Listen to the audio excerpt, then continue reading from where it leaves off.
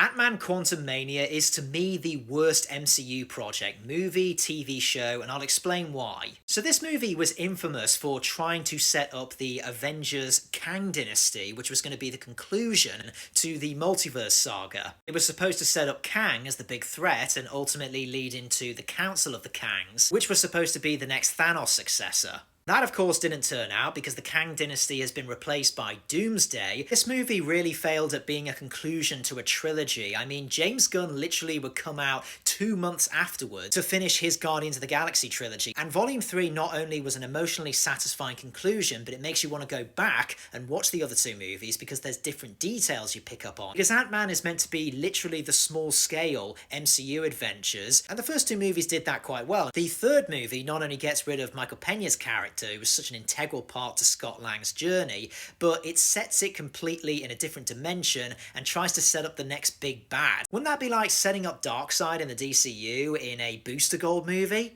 And they really failed to set up Kang as a good villain. A lot of people say, oh, Thanos was set up in the same way. No, he wasn't. He was set up in snippets across several movies, so the payoff was satisfying. Kang was literally thrusted in to a major movie too early and was defeated in the most humiliating way possible. And the whole idea of a villain getting killed off only to have multiple versions of him across different universes is so dumb. It doesn't make me attached to the character. It makes the multiverse concept even more convoluted and more tiresome. Then you have the signs of a bad sequel where the main character has literally done everything he can, so they have to reverse his good efforts from the last time we saw him, in which case the last time we saw him he literally brought back half of all life across the universe, and so every character can treat him as if he doesn't care about saving lives anymore, which is just stupid. And he's constantly disparaged by his daughter Cassie, who this time is played by the thoroughly uninvesting and dislikable Catherine Newton. Nothing against her in real life, I'd just say